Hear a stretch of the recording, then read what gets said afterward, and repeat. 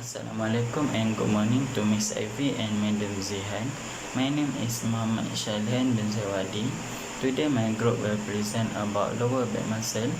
I would like to present about introduction of lower back muscle. Soft tissues around the spine play a key role in the health of the back. A large complex group of muscles work together to support the trunk and hold the body upright. It also allows the trunk to move, twist, bend into multiple directions. Lower back muscle anatomy includes the multifidus, semispinalis, longissimus, and quadratus lumborum.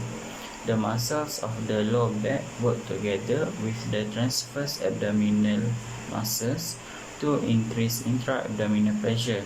The muscles of the pelvic floor also help to increase this pressure, which provides stability to the spine and trunk. Common hip and back pain causes include injury to muscle from overuse, disinjury or degeneration, or spinal stenosis. So what is spinal stenosis? Spinal stenosis is narrowing of the spine, which can put pressure on the nerve that travel through the spine.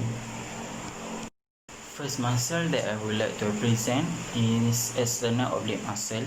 External oblique muscle are located on the outer surface of the side of the abdomen, on each side of the rectus abdominis. The muscle extend from the lower rib to the pelvic. The external oblique muscle are responsible for twisting the trunk. Function of the external oblique muscle is to pull the chest downwards and compress the abdominal cavity, which increases the intra-abdominal pressure as in a Valsalva maneuver. It also performs ipsilateral side bending and contralateral rotation. So the right external oblique would side bend to the right and rotate to the left. Origin of the external oblique muscle is ribs 5 to ribs 12. Insertion, Seifert process, outer lip of iliac crest, pubic tubercle, linea alba, inguinal ligament, and anterior superior iliac spine. Action, flexion of the torso and contralateral rotation of torso. Innervation, intercostal nerve, thoracic 7 to thoracic 11, and subcostal nerve, which is thoracic 12. Blood supply of the external oblique muscle is the cranial portion of the muscle supplied by the lower intercostal arteries, whereas the caudal portion is supplied by branches of either the deep circumflex iliac artery or the iliolumbar artery. This is the example of palpation external oblique muscle. While the skin cannot be viewed with closures covering the area, the external oblique muscle may be palpable over clothing. Number 4, physio beside the palpation. Number 5, guide the patient to drape appropriately, such as guide the patient to supine lying. With the patient relaxed and with permission, place fingers on the right external oblique muscle. Finally, guide the patient to flex the trunk about 45 degrees while reaching to the left knee. With unclear muscle activity, increase the contraction of the external oblique muscle by asking the patient to. There are 4 example exercise for external oblique muscle. First, single arm overhead press. Next, single arm farmer's carry. Third, T rotation. Fourth, bird dog. Second muscle of lower back muscle is internal oblique muscle. Internal abdominal oblique is a muscle found on the lateral side of the abdomen. It is broad and thin. It forms one of the layers of the lateral abdominal wall, along with external oblique on the outer side and transverse abdominis on the inner side. Its fiber are obliquely oriented, suitable with its name, oblique. It helps maintain the abdominal pressure and movements of the trunk along with the other muscle. How to palpate internal oblique muscle? First, position the patient in supine lying. Stand beside the patient facing the abdomen and locate the inferior edge of the rib cage with palm. Next, slide hand inferiorly into the space between the inferior edge of the rib cage and the iliac crest. Third, locate the sloping fibers of the internal oblique as it angles inferiorly and posteriorly toward the lateral iliac crest. Finally, have the patient gently lift and turn the same side to assure proper location. So there are 4 example exercise for internal oblique muscle. First, side plank. Next, side plank dips. After that, sit up to twist. Finally, Russian twist. Hello, my name is Muhammad Safi Ahmad bin Muhammad Shukri, matric number 5904119272. And today I'll be presenting for my group soft tissue injury about intertransversary muscle. Intertransversary are small muscles of the back found between contiguous transverse process of the cervical, lumbar and some thoracic vertebra. They comprise the deepest layer of deep muscle, deep back muscles, along with interspinous and levator costarum. So, function of the muscle is lumbar intervertebral functions are ipsilateral lateral flexion of the spine when contracting unilaterally, and stabilization of the lumbar spine when contracting bilaterally. Origin of the muscle transfer from lateral lumbar intertransversary, transverse and accessory processes of vertebra L1 till L4. So medial lumbar intertransversary, accessory processes of vertebra L1 till L4. So insertion of the muscle lateral lumbar intertransversary, transverse process of succeeding vertebra, and the medial side of lumbar intertransversary mammillary processes of succeeding vertebra. Action of the muscle is assist lateral flexion of the spine, stabilizes spine, and innervation of the muscle, anterior rami of spinal nerves, blood supply of the muscle, dorsal branches of lumbar arteries. So the next is quadratus lumborum.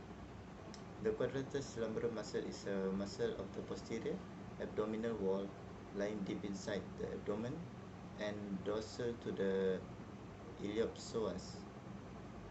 It is the deepest muscle of the posterior abdominal wall, and it is often mistakenly referred to as one of the muscles of the back. To as one of the muscles of the back, its shapes is irregularly, but is generally quadrangular, which is the reason why it is described as quadratus in Latin. So the function of the muscle is bilateral contraction, fixes ribs 12 during inspiration, trunk extension. Unilaterally contraction, lateral flexion of trunk by mean ipsilateral, origin of the muscle iliac crest, iliolumbar ligament, the insertion of the muscle inferior border of rib 12, transverse processes of vertebra L1 till L4. Action of the muscle is quadratus lumborum fixes the 12th rib to stabilize diaphragma, attachment during inspiration. Lateral flexes the vertebral column, extends lumbar vertebra, it forms with contralateral tensor fasciae latae and gluteus medius, lateral myofascial sling which aims to maintain frontal plane stability of the pelvis. So by the innervation of the muscle subcostal nerve T12, interior rami of spinal nerves L1 till L4. So the blood supply is lumbar, median sacral, iliolumbar and subcostal arteries. The palpation for quadratus lumborum, this is how to palpate. First, the positioning is in prone lying. Second is therapist position, stand at the patient's side facing the spine. The third is locate the lumbar spinous process with the fingertips of both of your hands. Slide your fingertips laterally to the opposite side past the laminar groove and the erector spina muscle. Fourth is hook your fingers slightly, pulling the erectors back toward the spine. As you palpate deeply between the 12th rib and ilium to find the angled fibers of quadratus lumborum. Fifth is instruct patient to gently elevate the hip superiorly to assure proper location.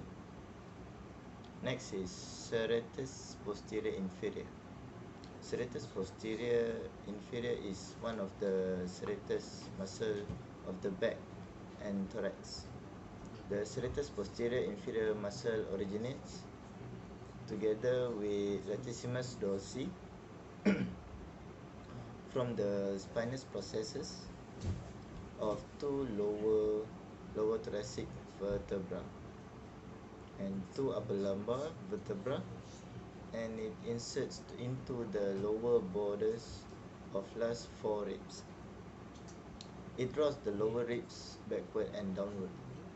The serratus posterior inferior muscle lies superficially to the erector spinae muscle group and the thoracolumbar fasciae and deep to the latissimus dorsi muscle. It is pierced by the lateral branches of the T7 till T12 spinal thoracic nerves. Okay, the function of the muscle is it depresses ribs or draws ribs in infero-posteriorly. Origin of the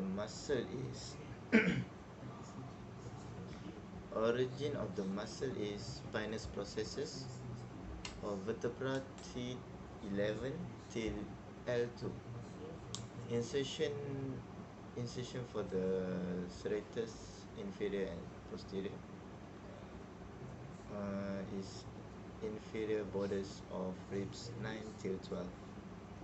Action bilaterally, action of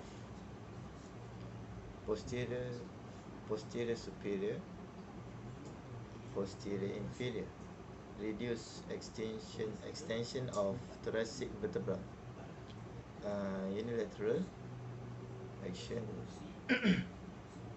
rotate spine to opposite side. Innervation of the muscle, anterior rami of spinal nerve T9 until T12, ventral rami of intercostal nerves of T1 until T5. Blood supply of the serratus is intercostal arteries.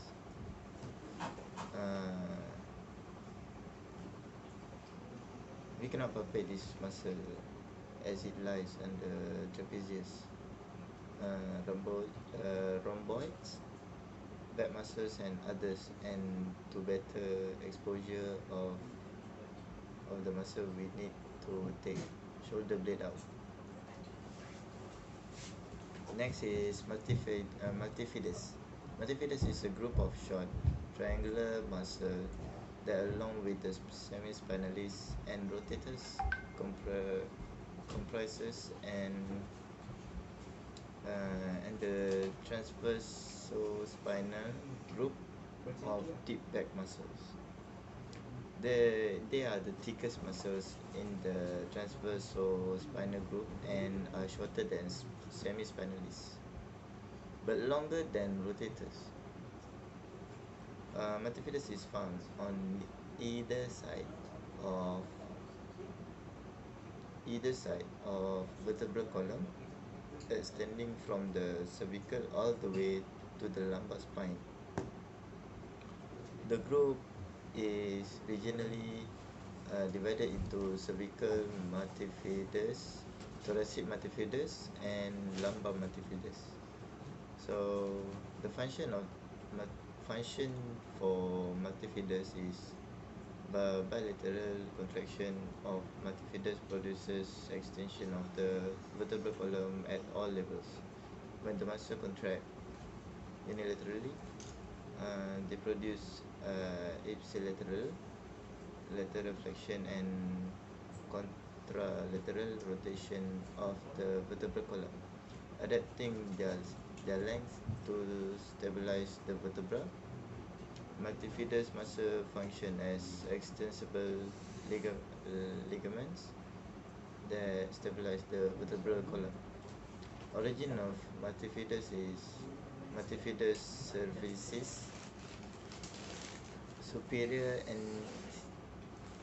superior articular processes of vertebra C4 until C7. Multifidus thoracic, transverse process of thoracic vertebra. Next is multifidus lumbar, mammillary processes of lumbar vertebra, posterior aspect of sacrum, posterior superior iliac spine of ilium, and posterior sacroiliac ligament. So the insertion for multifidus is lateral aspect and tips of the spinous processes of vertebra 2 until 5 level above origin. Action for multifidus is bilateral contraction, extension of spine, unilateral contraction, lateral flexion of spine ipsilateral, rotation of spine, that is contralateral, and innervation for multifidus is medial branches of posterior rami of spinal nerves. Blood supply for multifidus is vertebral artery, deep cervical artery, occipital artery, posterior intercostal arteries, subcostal artery, lumbar arteries, and lateral sacral arteries. So how to palpate multifidus? So patient position must be in prone lie, therapist beside the patient. Patient need to expose the back, then place finger on either side of patient lumbar spine, below the rib cage and above patient pelvis on the low back. So now walk around a little. The movement you feel beneath your fingers is multifidus stabilizing your spine as you move. Thank you. That is all for me. Very good morning to Mr. Vengat and Miss Ivy. My name is Amar Shafiq bin Muhammad Tamizi. So for today, I will explain the lower back muscle. Okay, the first one is latissimus dorsi. Latissimus dorsi is the widest muscle in human body. It's cover almost all back muscle at the posterior trunk except for the trapezius. Along the levator scapula, trapezius and rhomboid muscle, the latissimus dorsi belongs to the superficial layer of the extrinsic back muscle. Okay, now we go for the function. The first one is the origin, which is for the vertebral part. It's the spinous process of vertebra from the T7 until T12. We go for the iliac part, which is the posterior third of the crest of the ilium. For the costal part, the ribs is 9 to 12, and for the scapula part, which is the inferior angle of the scapula. Okay, so now we go for the insertion of the latissimus dorsi, which is the intertubercular sulcus of the humerus between the pectoralis major and the teres major muscle. For the mnemonic, the lady between the two majors, which is the lady refers to the latissimus dorsi. Okay, now we go for the action. For the action is when we adduct, extend, and internal rotates our arm when the insertion is moved towards the origin. We can observe the muscle action of the origin towards at the insertion. The legs are very powerful rotate of the trunk. Okay, now we go for the innervation. Innervation is the thoracodorsal nerve from C6 to C8. For the blood supply is the thoracodorsal artery. It perforating arteries of the 9 to 11 posterior intercostal arteries and the first until third lumbar arteries. Okay, now I will explain how we go to we want to palpate the latissimus dorsi. Okay, for the patient position, the patient in the condition of the prone lying. Okay, other than that, the therapist need be beside the patient. The therapist also need to find the inferior angle of the scapula and move lateral a couple of inch. Using a pincher palpation technique, pick up the central belly of the latissimus dorsi. If you move superiorly, you will find the teres major, which is aligned at about 30-degree angle from the orientation of the latissimus dorsi.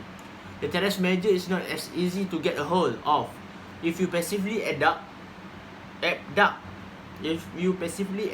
the shoulder about 90 degrees, it will make it easier to access the main portion of the muscle belly. Okay, last one, the transition by using the reinforced thumbs, move just slightly above the teres major and slide under the posterior deltoid to find the small tube like muscle belly of the teres minor. You also can use light cross fiber friction to feel the border of the muscle. Superficial to the teres minor is the posterior deltoid. It's easy to lift and squeeze this muscle with a pincher palpation technique. Okay, now we go to the iliocostalis muscle. which is iliocostalis muscle, is the responsibly for the primary movement of our back extension. The iliocostalis lumborum provide resistance when the body bend forward and provide the force necessary to bring the body back into an upright position. It's connected to the iliocostalis thoracic, which handle the sweet bottom of ribs, and the iliocostalis cervix, which handle rib 3 to 6. Okay, for the function, the first one for the origin for the iliocostalis lumborum, which is the anterior surface of a broad and thickened tendon, which attached to the medial crest of the sacrum. For the spinous process of the lumbar vertebra, and it's also the origin is attached to the 11 and 12 thoracic vertebra. For the posterior part of the medial lip of the iliac crest, the supraspinous ligament and the lateral crest of sacrum. For the insertion by tendons into the inferior border of the angles of the lower 6 or 7 ribs. Okay, for the extension of spine, acting bilaterally, extension and hyperextension of the spine, acting unilaterally, flex the spine. Now we go for the respiration. It exists as a accessory muscle for the expiration due to the insertion of our ribs. Okay, for the stabilization of the spine, the iliocostalis lumborum along with the multifidus contribute to support and control the orientation of the lumbar spine. For the innervation, the dorsal rami of the thoracic and lumbar spine nerve, which is from the T7 until L3. Okay, for the blood supply, the dorsal branches of the lumbar arteries from the aorta, and the dorsal branches of the lateral sacral artery from the internal iliac artery.